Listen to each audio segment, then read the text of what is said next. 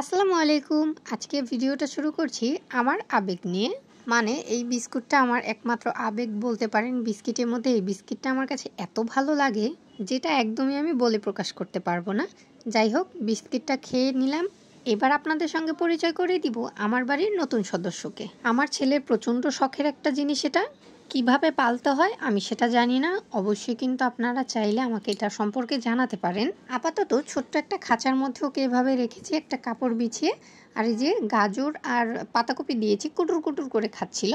যারা খরগোশ পালনে অভিজ্ঞ আছেন তারা কিন্তু আমাকে কমেন্ট করে জানাতে পারেন এটা কি খায় না খায়, ওকে কি গোসল করানো যায় কিনা সেটাও কিন্তু জানাতে পারেন। এই ব্যাপারে আমি জানি না। যাই হোক, নতুন সদস্যকে রেখে এখানে রান্না করতে চলে এলাম। রান্না না করলে তো আর খাওয়া হবে না, তাই না?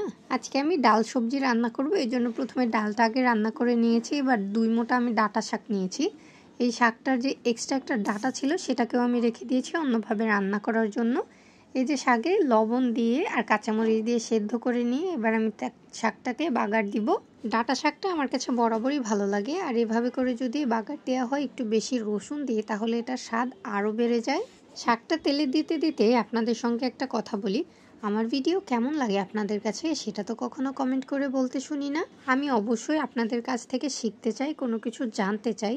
আমার যদি কোনো কিছুতে ভুল হয়ে থাকে অথবা কোনো সমস্যা হয়ে থাকে বা আপনাদের কোনো ভালো লাগা বা কোনো কথা থাকে, অবশ্যই আমার সঙ্গে শেয়ার করতে পারেন। আর ভিডিওটা যদি এই অবধি কন্টিনিউ করে থাকেন তাহলে কিন্তু অবশ্যই একটা লাইক দিবেন।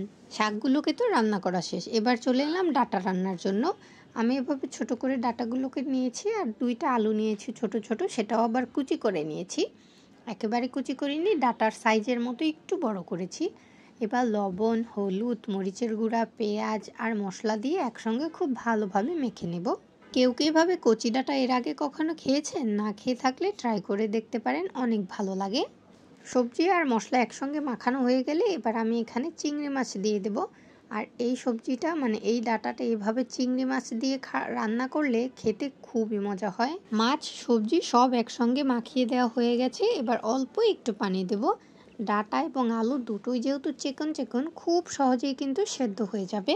আর এটা আমি চচ্চড়ি করব না, এরকম হালকা হালকা একটু ঝোল রাখবো, খেতে কিন্তু অনেক মজা লাগে। রান্না করাও শেষ, আপনাদের সঙ্গে বকবক করাও শেষ। তবে চলে যাওয়ার আগে আবারও বলবো, আপনাদের যদি কোনো মতামত থাকে অবশ্যই কিন্তু আমাকে জানাতে পারেন। সবাই সুস্থ থাকবেন, ভালো থাকবেন। আল্লাহ হাফেজ।